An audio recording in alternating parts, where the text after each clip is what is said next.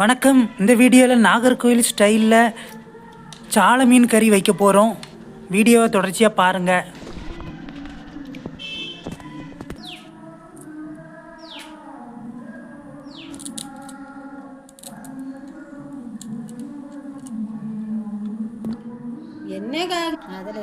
மீனுடைய செதியில் பிச்சு எடுத்துட வேண்டியதான்.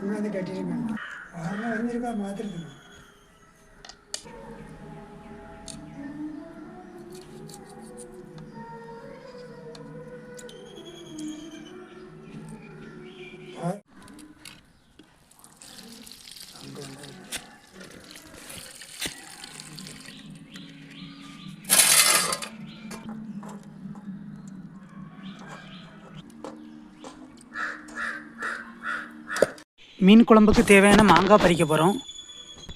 பெரிய மாங்காவை பார்த்து பறித்து எடுத்துக்கலாம். இது பெருசாக இருக்குது, ஒன்று போதும். குழம்புக்கு தேவையான கறிவேப்பிலை பறிக்க போகிறோம். கறிவேப்பிலை நான் இதை எடுத்துக்கலாம்.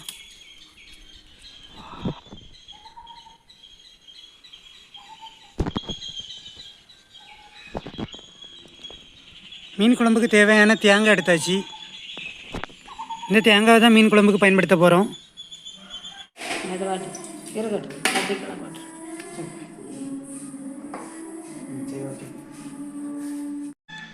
இப்போ தேங்காயும் திருவி எடுத்தாச்சு. அது கூட சின்ன வெங்காயம் போட்டிருக்கோம், கருவேப்பிலையும் போட்டிருக்கோம். இதை மிக்சியில் போட்டு நல்லா அரைச்சி எடுத்துக்கலாம். இப்போ இதில் வத்தல் பொடி போட போகிறோம். எல்லா மசாலாக்களையும் இந்த மிக்ஸி சார்லேயே போட்டு அரைச்சி எடுத்துடலாம். தேங்காய் உள்ளியோட மஞ்சள் பொடி போட்டாச்சு. இப்போ சீரக பொடி போட போகிறோம். இப்போ மல்லித்தூள் போடுறோம். நல்ல மிளகு தூள் போடுறோம்.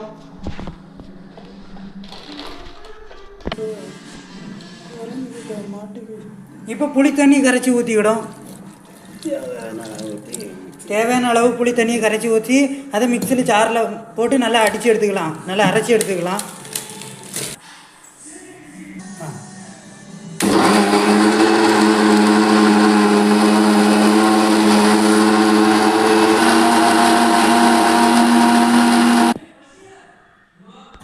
இப்போ நம்ம அரைச்சி வச்சுருக்க அனைத்து மசாலாக்களையும் இந்த மீன் கூட சேர்த்துக்கிருக்கோம். கொஞ்சம் உப்பு தேவையான அளவு போட்டிருக்கோம். உப்பு போட்டுக்கிடுங்க.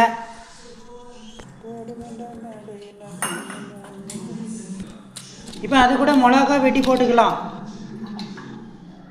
தக்காளியும் வெட்டி போட்டுக்கலாம்.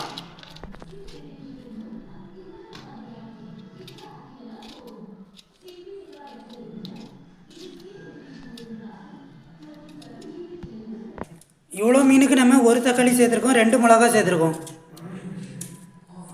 உங்களுக்கு தேவையான அளவு போட்டுக்கலாம். இதில் நம்மளுக்கு 8 சாலை எடுத்துருக்கோம். 8 சாலைக்கு ஒரு தக்காளியும் 2 மிளகாயும் போட்டிருக்கோம். நீங்கள் அதை கணக்கு பண்ணி தேவைக்கு போட்டுக்கிடுங்க. உங்கள் காரத்துக்கு ஏற்ற அளவுக்கு வத்தல் தூள் சேர்த்துக்கிடுங்க. இப்போ கறிவேப்பிலை போடுறோம். போடு வேண்டாம். தேவையான அளவு தண்ணியும் சேர்த்துக்கலாம். நீங்கள் மிக்ஸி சாரில் அரைச்சி வச்சுருக்க தேங்காயில் கொஞ்சம் தண்ணியை ஊற்றி அதை கலக்கி இந்த மீன் கூட சேர்த்துக்கிடுங்க. மசாலாக்கள்லாம் ஒன்றா கலந்துரும். போட வேண்டாம் இடையில.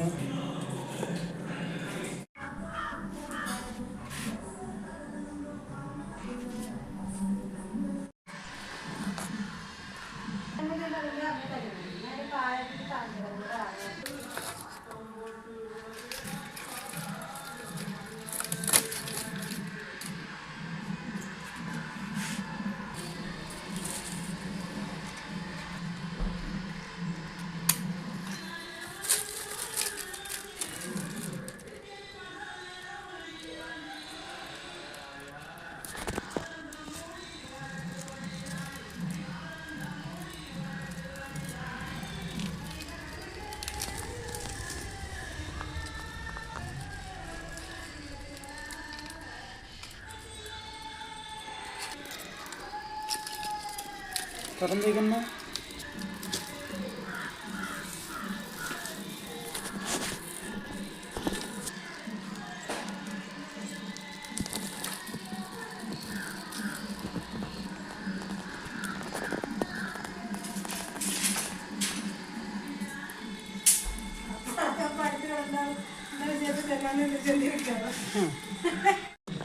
விறகு அடுப்பில் சால மீன் கறி ரெடி ஆயிடுச்சு. நல்லா டேஸ்ட்டாக இருக்கும், ட்ரை பண்ணி பாருங்கள் வீட்டில்.